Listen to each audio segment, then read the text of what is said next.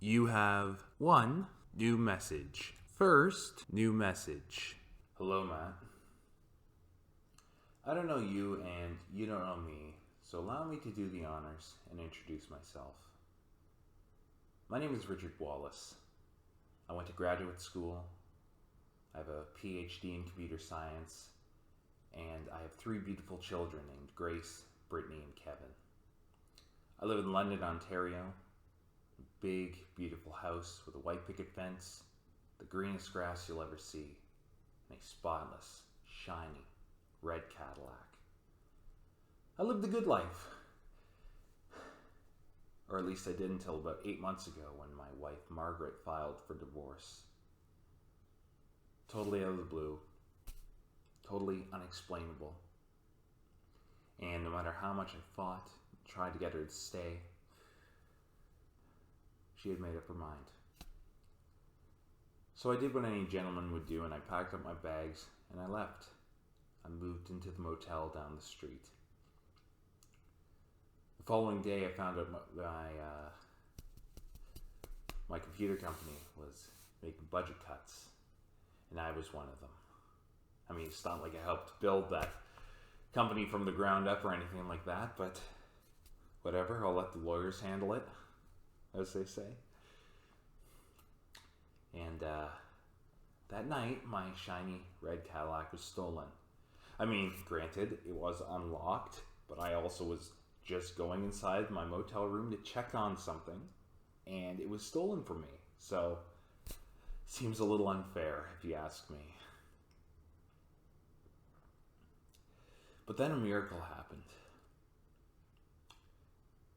I was just finishing up my hour-long cry session that had become a regular thing, blasting Joni Mitchell's Blue and drinking red wine.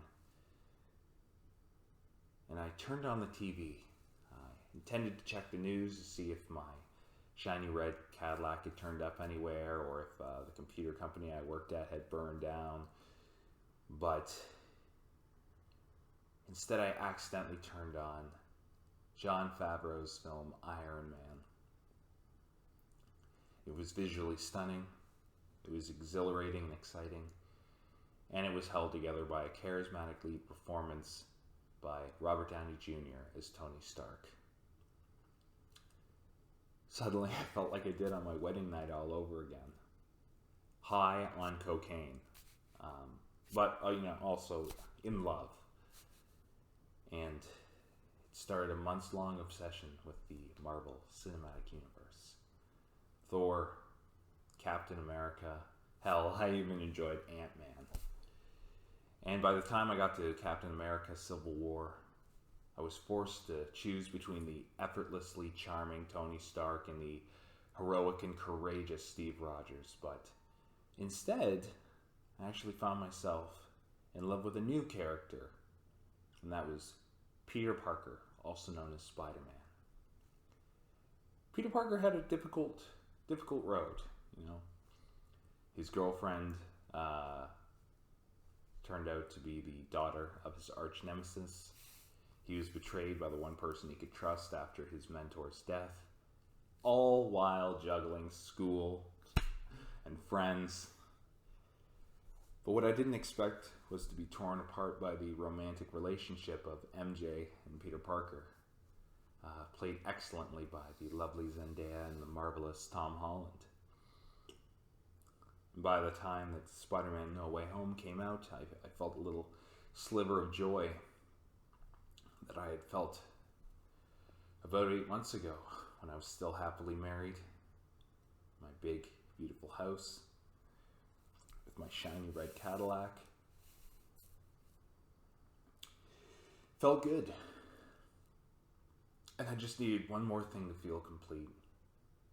And that was to know that my favorite film was admired by others.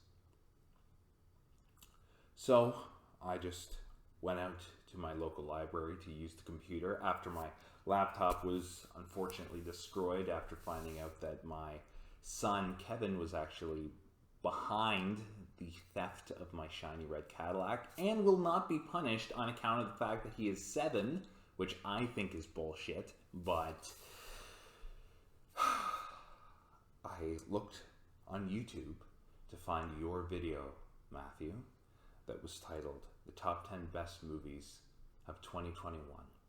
And I looked into your eyes, and I saw someone who was going to give me what I needed, which was Spider-Man No Way Home at the number 1 spot. But just like with my marriage, I was wrong once again. Not only did you not put it at number 1, but you put it at number 6, just shy of the top 5, which I took as a spit in my face.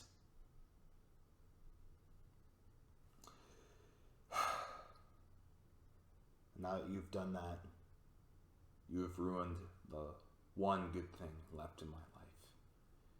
You've destroyed the one thing that has made me feel whole after my life has been torn apart by this awful, awful divorce.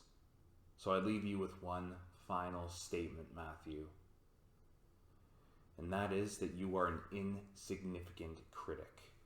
Your opinion has no value, and I refuse to watch any of the other films on your Best of 2021, Best of the Year list.